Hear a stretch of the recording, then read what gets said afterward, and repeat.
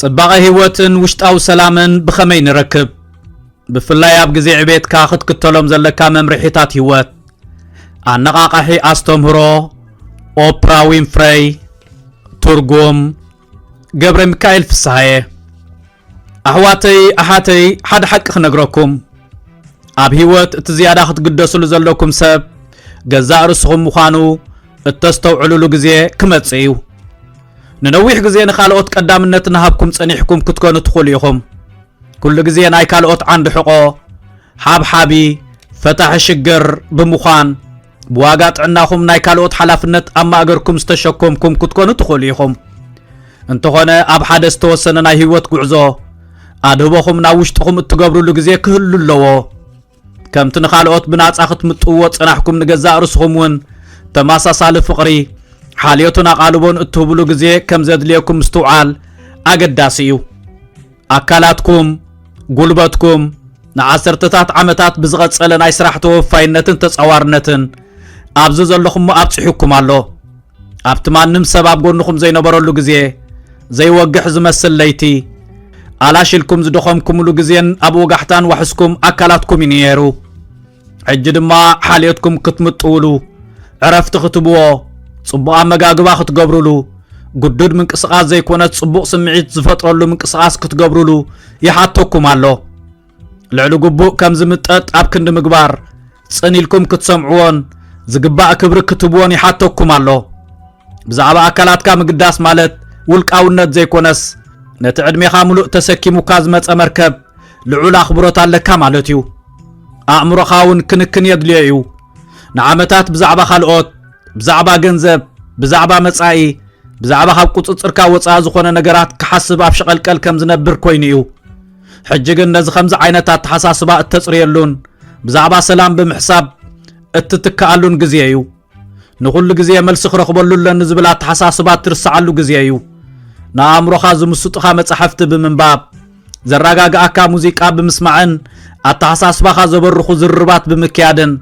حاغوس بزمصو نغرات مغبو نصعات كاز صنقو ጭቅጭቃት ረብሓ ዘይብሎም ርእቶታትን ንሓጎስ ካዝ ጋሩዱ አሉታው አተሐሳስባን ካብ እምሮኻ ጥቅሊልካ ጉሓፎም ልብኻ በተዳጋጋም አፍቂሩ ከሲሩ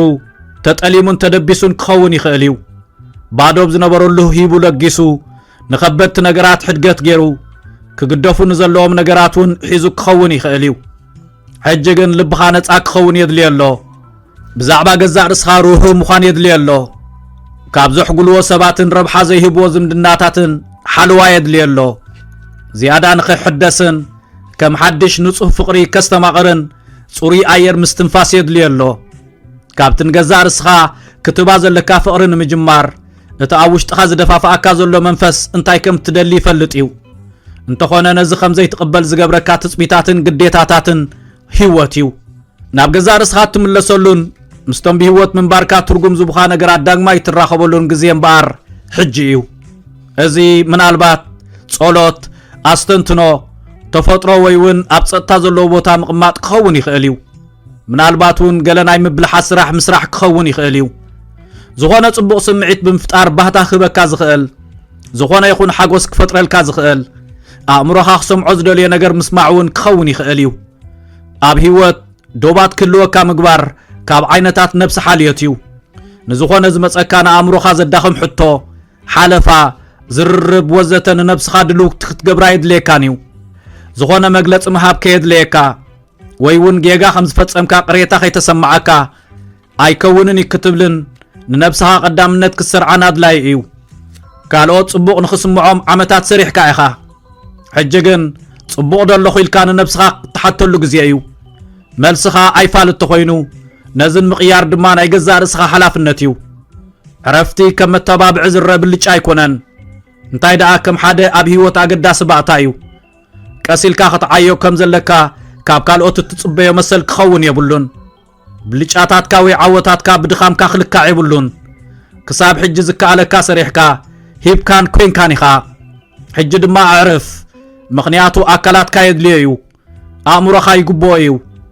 ኣዕርፍ ምኽንያቱ ዘይሰራሕካዮ ነገር የለን ሓጎስ ክትፈጥሮ ዘለካ ደኣ እምበር ክትሃድኖ ወይ ከተናድዮ ዘለካ ነገር ኣይኮነን ምናልባት እውን ኣብ ንኣሽቱ ነገራት እትረኽቦ ክኸውን ይኽእል እዩ እታ ንጉሆ ትሰትያ ቀዳመይቲ ማዕጎ ሻሂ ናይ ንጉሆ ፀሓይ ንኣካላትካ ትህበካ ሙቐት ወይ እውን እቲ ካብ ውሽጢ ከርስኻ እትስሕቆ ሰሓቅ ክኸውን ይኽእል እዩ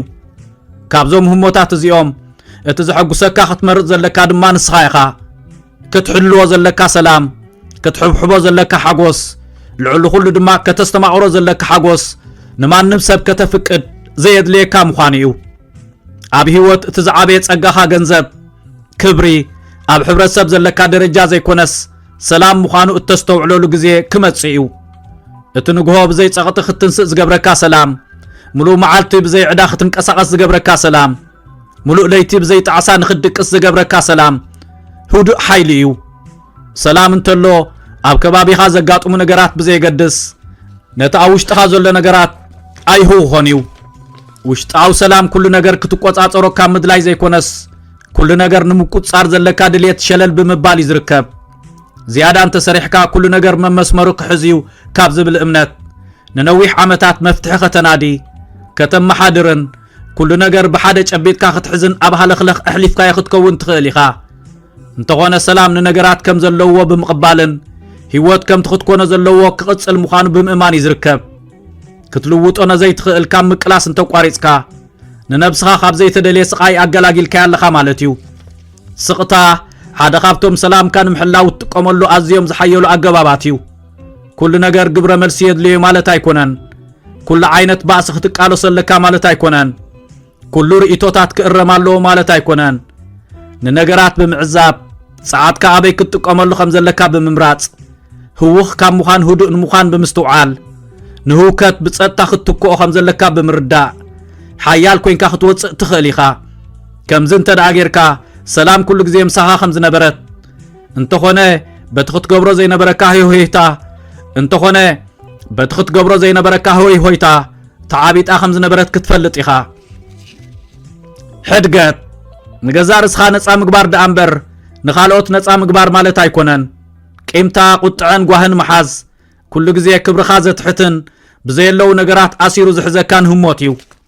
ክትገብሮ ስለ ዘለካ ጥራይ ቃንዛ ተሰኪምካ ንኽትነብር ዝግድደካ የለን ንነገራት ምግዳፍ ማለት ድኽመት ዘይኮነስ ልቦና እዩ ንሑሉፍ ቁስልኻ ረሲዕካ ብዛዕባ ጥዕናኻ ቀዳምነት ምሃብ ማለት እዩ ካብ ዝተናውሐ ስቓይ ሰላም ምምራጽ ማለት እዩ ኣስተውዕል ከባቢኻ ውሽጣዊ ሰላምካ ኣገዳሲ ተራ ይጻወት ገዛእ ርስኻ ግጭት ብዘራብሑ ሰባት ዘይኮነስ ሰላም ብዝፈጥሩ ሰባት ከም እትኽበብ ግበራ እናደረቑ ዝኸዱ ዘይኮኑስ እናጉላዕልዑ ዝኸዱ ዝምድናታት ምረጽ ንነብስኻ ካብ ኣሉታዊ ኣተሓሳስባታት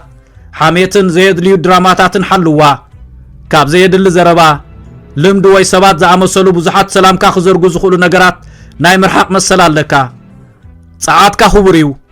ናይ ምሕላው ሓላፍነት ድማ ናትካ ምዃኑ ፍለጥ ምስጋና ሰላም ኣብ ምሕብሓብ ሓደ ካብቲ ዝቐለለ ኣገባባት እዩ ካብ ኣብ ጌጋ ኣብ ትቁንዕ ኢልካ ዝሓሰብካዮ ዝያዳ ኣድህቦ እንተጌርካ ንዘይብልካ ካብ ትናፍቕ ንዘለካ እንተድኒቕካ ሙሉእ ኣራያኻ ቀይርካ ኣለኻ ማለት እዩ ሰላም ጽባቐ ናይ ነፍሲ ወከፍ መዓልቲ ብምስትምቓር ደኣ እምበር ፍጹማት ኣጋጣሚታት ብምጽባይ ዝርከብ ኣይኮነን ናይ ፀሓይ ሙቐት ናይ ሰሓቕ ድምፂ ኣብቲ ህዱእ ንግሆ ዘሎ ጸጥታ እዚኦም እዮም እቶም ሰላም ዝርከበሎም ኣጋጣሚታት ብኻልእ ወገን ድማ ሰላም ማለት ኣብ ህሉው ግዜ ከመይ ጌርካ ክትነብር ከም እትኽእል ምፍላጥ ማለት እዩ ሕሉፍ ግዜ ሓሊፉ እዩ ብዛዕባ መጻኢ ድማ ዝፍለጥ የለን እዚ ሕጂ ዘለኻዮ ግዜ ግን ሓቂ እዩ መብዛሕትና ነዚ ሕጂ ዝሓልፍ ዘሎ ግዜ ብምርሳዕ ብዛዕባ ዝሓለፈ ብምጥዓስን ኣብ መጻኢ እንታይ የጋጥም ይኸውን ብዝብል ፍርሕን ክንሓስብ ኢና ግዜና ንሕልፎ ሕጂ ኣብቲ ዘለኻዮ ሙሉእ ትርጉም ህይወት ይሃልኻ ኣዕሚቕካ ስተንፍስ ርግእ በል ገዛእ ርስኻ ድማ ብዘይ ተፅዕኖ ናይ ትማልን ብዘይ ሻቁሎት ናይ ጽባሕን ሎሚ ክትህሉ ኣፍቅደላ ውሽጣዊ ሰላም ካብ ነብስኻ ወፃኢ እትረኽቦ ነገር ኣይኮነን እንታይ ዳ ኣብ ውሽጥኻ ትፈጥሮ ዘለካ ነገር እዩ ኣብ ነፍሲ ወከፍ መዓልቲ እትገብሮ ምርጫ እዩ የቕረ ምባል ምምጣው ንነብስኻ ምሕላው ምንባር ኣብ ዘገድሱኻ ነገራት ምድሃብን ማለት እዩ ሰላም ክትመርጽ ከለኻ ድማ ሓርነት መሪጽካ ኣለኻ ማለት እዩ ኣብ ህይወት ብዛዕባ ሕሉፍ ፍጻሜታት ምሕሳብ ትርጉም ከም ዘይብሉ እትውስነሉ ግዜ ክመጽእ እዩ ንነዊሕ ግዜ ሒዝካዮ ዝተጓዓዝካ ሕሉፍ ቁስሊ ጣዕሳን ቁጥዐን ንጉዕዞኻ ካብ ምክባድ ሓሊፉ ዘምጻልካ ፋይዳ ይብሉን ዝበደሉኻ ነገራት ዝገደፉኻ ሰባት ዘምለጡኻ ዕድላት ኣብዚ ሕጂ ሰዓት ንዓኻ ዝገልጹ ይኮነን ሕሉፍ ህይወት ትምህርቲ እትቐስመሉ ቦታ ደኣ እምበር እትነብረሉ ቦታ ኣይኮነን ቃንዛ ተሰኪንካ ምንባር ንፍጻመ ዝቕይር ኣይኮነን ንሕሉፍ ዝድምስስ ኣይኮነን ንጌጋታት ዝእርም ኣይኮነን ንዝተኸስረ ዝመልስ ኣይኮነን እቲ እንኮ ክገብሮ ዝኽእል ነገር ንዓኻ ኣብ ዓንኬል ስቓይ ጸሚዱ መሓዝ ጥራዩ እዚ ድማ ኣብ ዘየለሁ ሞት ዳግም ምንባር ማለት እዩ ብዛዕባ ትሽዑ ዘይተረዳእካ ጉዳይ ሕማቅ ክስማዓካ ይብሉን ብሰንኪ ትጌና እናተምሃርካ ከለኻ ዝፈጸምካዮ ምርጫታት ንነብስኻ ክትቀጽዓ ይብልካን ዕቤት ማለት ንድሕሪት ከይጠመትካ ንነብስኻ ብቐጻሊ ንቕድሚት ክትግስግስ ክትፈቕደላ ምኽኣል ማለት እዩ ኣብ ሕሉፍ ዘጋጥሙኻ ገለ ሰባት ካብኦም ገለ ትምህርቲ ክትቀስም ደኣ እምበር ናይ ዕድመ ልክዕ ዕሩኽትኻ ማለት ኣይኮነን ምስኦም እተዛረብካዮ ዘረባ ብዝበለጸ ክትምልሰሎም ትኽእል ምንባርካ ምሳኻ ንኽቕጽሉ ክትብሎም ዝነበረካ ንሓሰብካ ንዓመታት ኣብኡ ይትንበር እንተኾነ እቲ ሓቂ ገለ ሰባት ዝገድፉኻ ኣባኻ ዘለዎም ተገዳስነት ስለ ዘብቅዐ እዩ ናቶም ዘይምህላው ድማ ንናትካ ዕቤት ቦታ ዝገድፍ እዩ ቀጻልነት ኣብ ዘይብሎም ዝምድናታት ዕንክሊል ምባል መጻኢኻ ክትሃንጽ ኣይትኽእልን ኢኻ ቂም መሓዝ ካልእ ጸሚዱ ዝሕዘካ ሰኸም እዩ ምናልባት ቁጥዐ ንነገራት ከስተኻኽል ዝኽእል እዩ ሕድገት ዘይምግባር እውን ሚዛንካ ክሕሉ ይኽእል ኢልካ ክትሓስብ ትኽእል ኢኻ ቂም መሓዝ ግን ባዕልኻ መርዚ ሰቲኻ እቲ ካልእ ሰብ ክሳቐ ምጽባይ ማለት እዩ ንዓኻ ጥራይ ዝሃሰየካ ኣብ ኣእምሮኻ ብሓጎስ ብፍቕሪ ብሰላም ክመልእ ዝነበሮ ቦታ ይዝሕዝ ሕድገት ማለት ንዝተፈጸመ ምርሳዕ ማለት ዘይኮነስ ንቐጻሊ ክቆጻጸረካ ዕድል ዘይምሃብ ማለት እዩ ሓደ ግዜ ይቕረ ምባል ከቢድ ነገር ክኸውን ይኽእል እዩ ሓደ ግዜ ነገራት ዘይክበርሁልካ ይኽእሉ እዮም እዚ ቅቡል ክኸውን ይኽእል እዩ ካልእ ሰብ ንስቓይካ ክሳብ ዝርዳእልካ ግን ንሕውየትካ ደው ከተብሎ ይብልካን ከተስተውዕሎ ዘለካ ንሳቶም ካብ ዝቡኻ ክብሪ ባዕልኻ ትፈጥሮ ሰላም ዝያዳ ኣገዳሲ ምዃኑ እዩ ስለዚ ንቕድሚት ንምግስጋስ ናይ ካልኦት ኣፍልጦ ምጽባይ ኣየድልየካን እዩ ሕሉፍ ነገር ኣባኻ ዝኾነ ሓይሊ ከም ዘይብሉ ምውሳን ከድልየካ እዩ ዝኽርታት ኣጋገይቲ ክኾኑ ይኽእል እዮም ንሓደ ሕሉፍ ነገር ካብቲ ዝነበሮ ዝበለጸ ከም ዝነበረ ወይ ዝኸፍአ ከም ዝስማዓካ ዝገብር ሓይሊ ኣለዎም እንተኾነ ዝኽርታት ብልጭታዊ ህሞት ናይ ጠቕሊሎም ዝሓለፉ ፍጻሜታት እዮም ሕጂ ንስኻ ከምቲ ኣብዞም ሕሉፋት ተመክሮታት ዝነበርካዮ ሰብ ኣይኮንካን ዓቢኻ ተለዊጥካን ተማሂርካን ኢኻ ንሕሉፍ ከምቲ ዝነበሮ ምርኣይ ነቲ ናይ ሎሚ ንስኻ ዝገልጽ ከም ዘይኮነን ደጊምካ ነቲ ዛንታ ንምጽሓፍ ንገዛእ ርእስኻ ዕድል ሃባ ኣእዳውካ ነቲ ናይ ትማሊ ፍጻሜታት ጨቢጡ ብምሓዝ ንመጻኢ ክትገብሮም ዘለካ ዕዮታት ከስረሓልካ ዝከኣል ኣይኮነን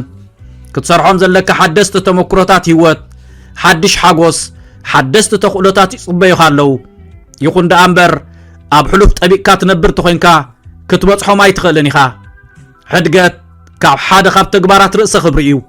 ህይወትካ ኣብዚ ሕጂ ግዜ ከገልግሉኻ ብዘይክእሉ ነገራት ክትተሓዝ ከም ዘይግባኣ ንገዛእ ርእስኻ ምንጋር ማለት እዩ እቲ ኣብ ቅድሜኻ ዘሎ ካብቲ ኣብ ድሕረኻ ዝገደፍካዮን ላዕሊ ኣዝዩ ኣገዳሲ ምዃኑ ምእማን ማለት እዩ እቲ ዝዓበየ ንገዛእ ርእስኻ ክትገብረላ ትኽእል ነገር እቲ ክትስከሞ ዘይግባኣካ ሰኸም ምርጋፍ እዩ ሓደ ነገር ኣብ ሕሉፍ ግዜ ከም ዘጋጠመካ መመሊስካ ምዝካር ኣየድልየካን እዩ ቁስልኻ ክሳብ ክንደይ ከም ዝጎድኣካ መመሊስካ ብምዝካር ክትንክፎ ኣየድልየካን እዩ ሕሉፍ ግዜ ስርሑ ሰሪሑ ሓሊፉ እዩ ምሂሩካን ኣማእዚኑካን ኣሎ ሕጂ ድማ ንዑ ኣብቲ ዝግብኦ ሓዲካ ንቕድሚት ምግስጋስ እዩ ጸዓትካ ሓደ ካብቶም እትውንኖም ኣዝዮም ክቡራት ነገራት እዩ ዝበዝሐ ግዜ ግን ብዙሕ ከይሓሰብካ እትምጥዎ ነገር እዩ ብዛዕባ ክልወጡ ዘይክእሉ ነገራት ክትሓስብ ግዜኻ ኣሕሊፍካዮ ክትከውን ትኽእል ኢኻ ዓቕልኻ ኣብ ዝጽንቅቑ ዝርርባት ተሳቲፍካ ክትከውን ትኽእል ኢኻ ወላ ሓደ መኽሰብ ኣብ ዘይብሎም ነገራት እውን ነኺስካ ሰሪሕካ ክትከውን ትኽእል ኢኻ ይኹን ደኣ እምበር ነፍሲ ወከፍ ዝመጠኻዮ ጸዓት ደጊምካ ክትመልሶ ዘይትኽእል እዩ ኣድህቦኻ ስምዒታትካን ሓይልኻን ኣብ ምንታይ ከተውዕሎ ከም ዘለካ ዕቱብ ምዃን ዘድልየካ ግዜ እምበኣር ሕጂ እዩ ኩሉ ነገር ናትካ ኣቓልቦ ዘድልዮ ከም ዘይኮነ ነፍሲ ወከፍ ክትዕ ናትካ ድምፂ ዘድልዮ ከም ዘይኮነን ኩሉ ሽግር ንስኻ ትፈትሖ ከም ዘይኮነን ኣስተውዕል ንድሕሪት ተመሊስካ بزعبات قند زقد سكا نجر كتجمجم تفتنكا تحادة جزء بزح زهل خكا نجر كتجبره خمسين بركة كتريخ الجمريخا ساعتكا نبتهن صلود أمبر نابزعن وكا خطقن عيب الكان نابزع بيوخاد أمبر نابزهلو خا كتوافري بالكان أمون غورهرو مخانن نخلو سب كتحجز مدلاين فللي الله كالوت أبزحاتو تخابوتان جزين كتركب عمتات حالفهم كوني خو اليوم ننبس خاجن كساب كنديخا أبزدليتو جزين دلو كوين كاترخيب كالا كساب كنديخا ندليتات كان حلبتات كان نتعنا خان تعزيز كايوم نخلو سب كم زدلي خد كونو زقد دكا نجر يلن كالوت نخطعمهم لعلعام خاخت متأز زقد دكا نجر يلن نسعات كام كنخان مالت نعاخاون حاليوتنا قالبون كم زدليكا أفرط أمهاب مالتيو قال خوينات وي قريتشت كام مخصب خسار عبيو كردو خان زي كل سبات كتردق زي خامت فايد ليكانيو نزي حجزو خا سبات مريچاتات كا قنوع مخانو كتردقهم ايد ليكانيو كاب نجرات مرحاق لبونا دا أمبر دخمت ايكونن اب سقطا كاب هوكت نسلام ام مراصن ساعات كا اب كالز بلص معلم معالن موسانن زركب حيليو اب نفسه كف استعدم كاي ግጭት ክትርከብ የብልካን ግዜ ኻን ጻዓት ካን ሓጎስ ዕቤትን ሙሉእነትን ከም ጾልካ ኣብ ዝኹሉ ነገራት ከተዋፍሮም ኣለካ ኣብቶም ከም ግዴታኻ ዝወስዶ ሰባት ዘይኮነስ ኣብቶም ንናብራኻ ትርጉም ዝህብዎን ብህላዊኻ ዝግደሱን ሰባት ኣውዕሎ ኣብቶም ንኽትመሃር ንኽትባልሓትን ተመክሮ ንኽትቀስምን ዝምስጡኻ ነገራት ኣውዕሎ ትርጉም ኣብ ዘይብሉ ዘጥፋኻያ ነፍሰ ከፍ ሞት ካብቲ ኣብ ቁም ነገር ክውዕሎ ዝነበሮ ሞት ከም ዝተሰርቀ ጌርካ ረኣዮ معالتخا بخمي تحلفو أزيخا تنقو مراتخون سمعت أوصعات كم حدا أكل أوصعات أقداس نغريو أبا أمروخا التنبلالسوم حسابات أوشتخا كزين كايم زلخا سمعيتات ننبسخا التنقرازانتا كلهم زيوم نتزلكانا هيوت تمكرو زمعزونيوم ساعاتكا كل غزي أبعالو تاو نغرات العلامخا أب محسابن أب تعسان توعيل كايو أمروخا أو إيزنبر انتخونت ساعات زي ناب تسفا مسغانان تخولتاتن تقنيعخايو نهيوت بستفلي كورناع كتريا كجمريخا امروخا ذهب كايو يزقبل سلازي زياده امنتاي تدهب ጥንቃቃ خدليكايو اب كبابيها زلو سبات اب تزلوكا صعات اب ترايم صاوتو ገለ ሰባት ከም ትተባባዕ ይገብሩኻ ገለ ድማ አላሽ ከም ትብል ይገብሩኻ ምስ ገለ ሰባት ተወሰነ ግዜ ምስሕለፍካ ከመይ ከም ዝተሰማዓካ ሚዛን ውሰድ ሓደ ሰብ بغصال زهلخካ تخوينو مسخا مهلاو سخ منبر مرقا خون አይክእልንዩ ስለዚ ካብ ከምዚኦም ዓይነት ሰባት እንተርሐካ ዝሓሸዩ ካብ መخصቦም ክሳሮኦም ዝበዝሕ ዝምድናታት ከተሳሲ ኣድላይነት የብሉን ካብ ዝኾነ ዝግደካ ነገራት ሰላም ክትመርጽ ኣለካ ብዛዕባ ጻዓትካ ዕቱብ ምዃን ምልክት ርእሰ ኽብሪዩ ባዶ እንተዳ ተሪፍካ ንዓለም ክትልግሰላ እትኽእል ዝኾነ ነገር ከም ዘይብልካ ምርዳእ ማለት እዩ ኩሉ ነገር ናትካ ግብረ መልሲ ግዜን ሓልየቱን ዘድልዮ ከም ዘይኮነ ምስተውዓል ማለት እዩ زيادة ጻዓት ካን ተዓቂብካ زيادة ብዛዕባ ትቐንዲ ዘገድሰካ ነገር ንምሕሳብ ዕድል ኣለካን ኣብ ክንዲ ድኹም ህይወት እትነብር ድማ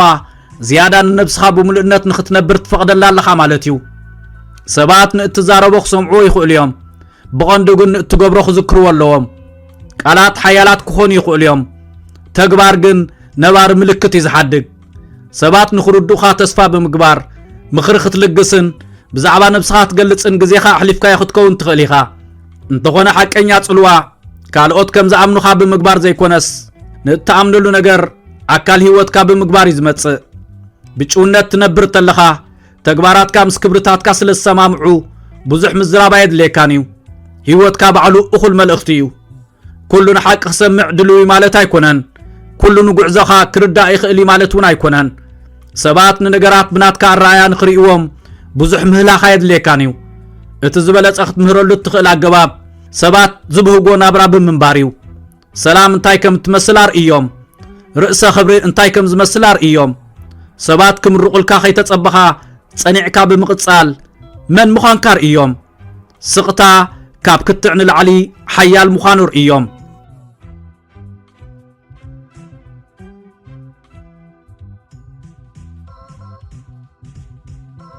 ጌጋ መረዳእታታት ንምስትኽኻልን ምርጫታትካ ንምቕዳምን ምግላጽ ዘድልዮ ህጹጽ ግዜ ክህሉ ይኽእል ይኸውን እንተኾነ ገለ ትምህርቲ ብተመክሮ ጥራይ ደኣ እምበር ብቓላት እትመሃሮም ዘይክኾኑ ይኽእሉ እዮም ሰባት ኣፍልጦ ክህብዎን ዘይደልዩ ነገር ብግድግ ከተርእዮም ኣይትኽእልን ኢኻ ብቓላትካ ከተእምን ካብ መጽዓር ባዕሉ ዛረብ ህይወት ክትነብር ፈትን ኩነታት ላወይኻ ዕቤትካን ሓጎስካን ባዕሎም ይዛረቡ ሰባት ክፈልጡለይ ዝብል ሓሳብ እንተገዲፍካ ናይ ሓይሊ ለውጢ ከተርእይኻ ኣብነታዊ መራሒ ምዃን ኣብታ ውሽጥኻ ዘሎ ሓቂ ዝምርኮስ ምዃኑን ገዛ ርስኻ ምዃን ድማ ካብ ካልኦት ትረኽቦ ፍቓድ ዘይምዃኑን ከተስተውዕል ክትጅምር ኢኻ ንዝኾነ ለውጢ ምኽንያታዊ ግበሮ ንዝኾነ ደረት ማለት ዶብ ግለጾ ዳ እምበር ንነፍሲ ወከፍ ውሳኔ ኣፍልጦ ክትሓተሉ ኣይከድልየካን እዩ ብስቕታ ክትጓዓዝ ከለኻ ግዳማዊ ፍቓድ ከይተጸብኻ ንጉዕዞኻ ክትኣምኖ ከለኻ ናብ ህይወትካ ቁኑዓት ሰባትን ዕድላትን ክትስሕብ ባህርያዊ እዩ ኣብ ከባቢኻ ዘለዉ ሰባት ስድራ ቤት ኣዕሩኽ ወይ ኣጋይሽ ካብ ምስማዕ ንላዕሊ ዕዘቡኻ ከም ዘለዉ ኣስተውዕል ቆልዑ ኣብ ገዛ ካብ ዝርእይዎ ነገራት እዮም ዝመሃሩ ስድራ ቤትካ ከመይ ጌርካ ዘይምስማዓት ከም እትፈትሕ ነብስኻ ከመይ ከም እትኣሊ ንሕማቕ ግዜ ብኸመይ ከም እትሓልፎ የስተውዕሉ እዮም ንኻልኦት ኣርኣያ ክትከውን ተደሊኻ ዋላ እውን ኣብቲ ጽንኩር ኩነታት ብዕቤትካ ብስነ ስርዓትካን ብሓቅነትካን ከተእምኖም ኣለካ ንሓቀኛ መራሕቲ ዝፈልዮም ነገር እንተልዩ ጽንዓት እዩ ቁኑዓት ነገራት ክትዛረብ ትኽእል ኢኻ ኣካል ዕለታዊ ህይወትካ ክትገብሮም ግን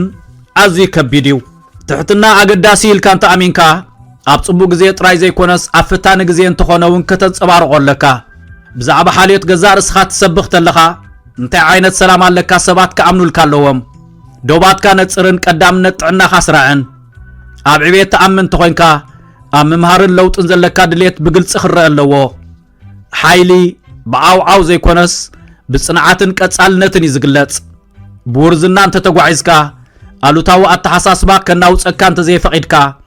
ኣብ ዘየድሊ ግርጭታት እንተዘይተሳቲፍካ ንኻልኦት ሰባት ፍሉይ ምዃንካ ተርኢ ኣለኻ ማለት እዩ ርጉእ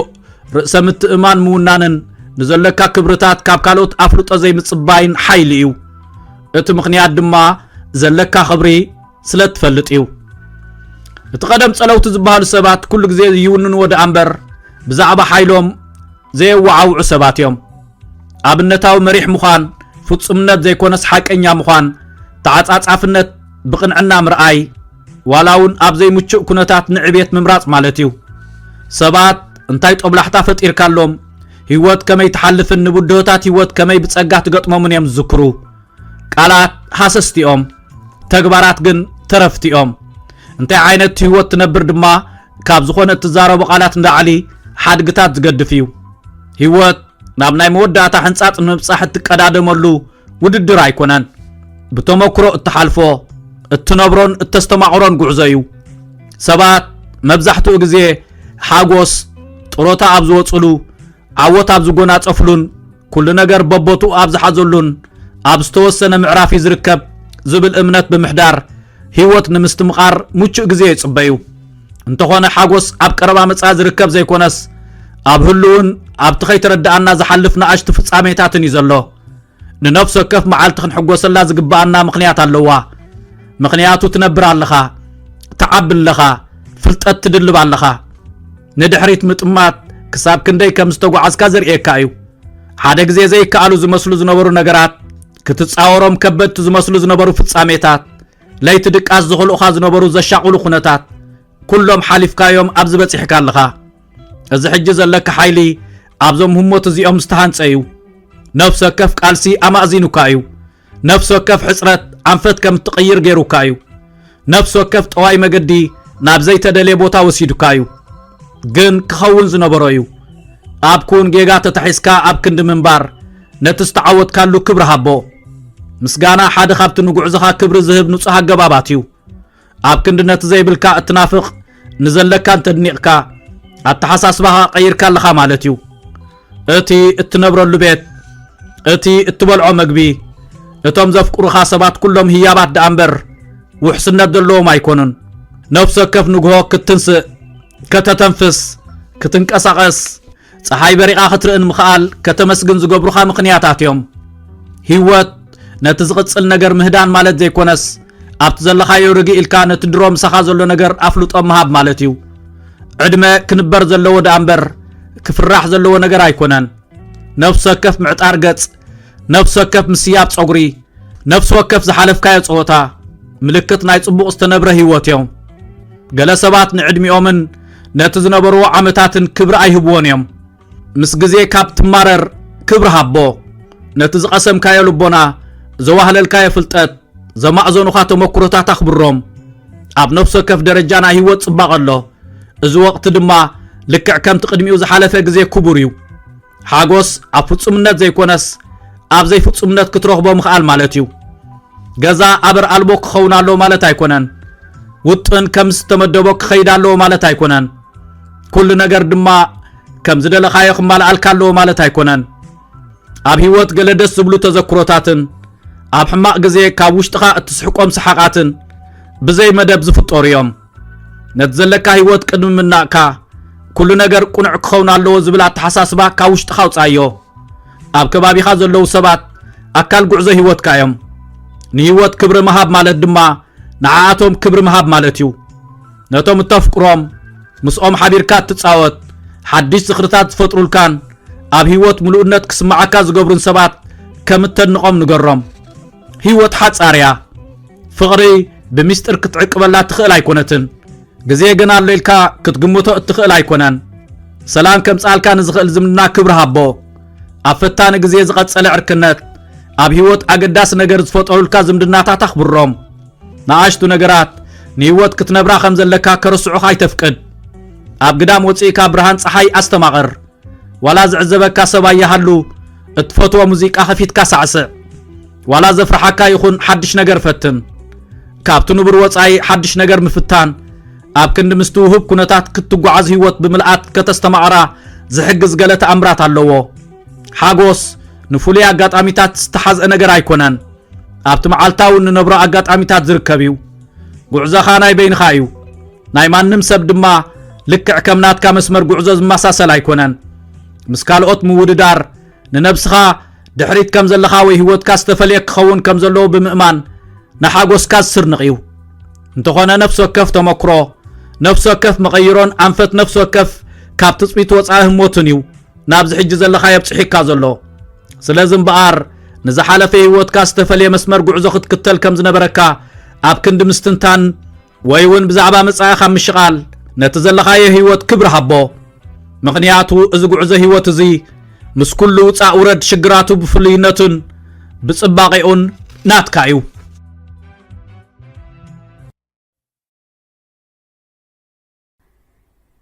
ብስራት ነፍቀርት ንባብ መጻሕፍቲ ኤርትራውያን ኣብ ወፃኢ ሃገር ኣበይ ክንረክብ ንኽእል ኢልኩም እትሽገሩ ሰባት ውሕዳት ኣይኮንኩምን ነዚ ፍታሕ ንምንዳይ ብዝተኻእለ መጠን ኣብ ውሽጢ ሃገርና ወፃእን ዝሕተሙ መጻሕፍቲ ናብ ኣንበብቲ ንምቕራብ ንዝሓለፈ 8 ዓመታት ከይተሓለሉ ካብ ዝሰርሑ ትካላት ብቐዳምነት ዝስራዕ ሰማያት ምሕታምን ምክፋልን መጻሕፍቲ ኤርትራውያን እዮም ኣብ መርበብ ሓበሬታ ሰማያት.com ናብ ኣሜሪካ ካናዳን ሃገራት ኤሮጳን ዝለኣኹ ልዕሊ 450 ዓይነት መጻሕፍቲ ብኣሽሓት ቀዳሓት ይርከቦም ሰማያት መሸጣ መጻሕፍቲ መበቆላውያን መጻሕፍቲ ብናይ ትርጉም መጻሕፍቲ ተዋሒጦም ከይተርፉ ዘይተኣደነ ጻዕሪ የካየድ መርኣያ ናይ ዝኸኣ ታሪክ ህይወት ሓርበኛ ቦና ወልደ ኣብ ወልደ ማርያም ትኩ ይሕደጎ ኪዳነ ክፍሉ ዓብደል ቃድር ከቢረ ሼኽ ኢብራሂም ሱልጣን ዶክተር ፍጹም ገብረ ስላሴ ጠበቃ ጸጋይ ኢያሱ ኣዝማች በርሀ ገብረ ኺዳን ብላታ ካሕሳይ ማሉ ጀነራል ኣማን ዓንዶም ብርሃን ኣብ ጸልማት ወዘተ ዝኣመሰሉ ልዕሊ 35 መበቆላውያን መጻሕፍቲ ተሕቲሙ ኣብ ምክፍፋል ይርከባሎም ሰማያት መሸጣ መጻሕፍቲ ዝርግሐ መጻሕፍቲ ንምድንፋዕ ንቕሓት ኤርትራውያን ክብ ንምባልን ንኤርትራውያን ጸሓፍትን ደረስትን ንምትብባዕን ኣብ መላእ ዓለም ምስ ዝርከቡ ኣብ ምሻጥን ምክፍፋልን መጻሕፍቲ ኤርትራውያን ዝነጥፉ ውልቀ ሰባትን ትካላትን ተረዳዲኡ እናሰርሐ ንዕብየት ስነ ጽሑፍ ሃገርና መሪሕ ተራ ምጽዋት ይርከብ ናይ ቅድምን ሓድሽ መጻሕፍቲ ንምርካብ ምርጫኹም ኣብ ሕቡራት መንግስታት ኣሜሪካ ንዝመደበሩ ሰማያት መሸጣ መጻሕፍቲ ይኹን ምርጫኹም ዘዳለኹም መበቆላው ጽሑፋት ብመልክዕ መጽሓፍ ናብ ኣንበብቲ ንምቕራብ ሰማያት ምሕታምን ምክፋልን መጻሕፍትኹም ብዝደለኹም ዓይነት ወረቐትን ገበርን ብርትዓዋጋ ሕቲሙ ከረክበኩም ይኽእል መኣስስ ጥራሕ ጽሑፍኩም ክኢላ ቋንቋ ክሓልፎ ሓገዝ ኣርትዖትን ንድፊ ገበርን ዝሰርሑልኩም ክኢላታት ኣብ ምርኻቡን ሓገዝ ክንገብር ንኽእል ብጽሑና ብስራሕና ክትዓግቡ ኢኹም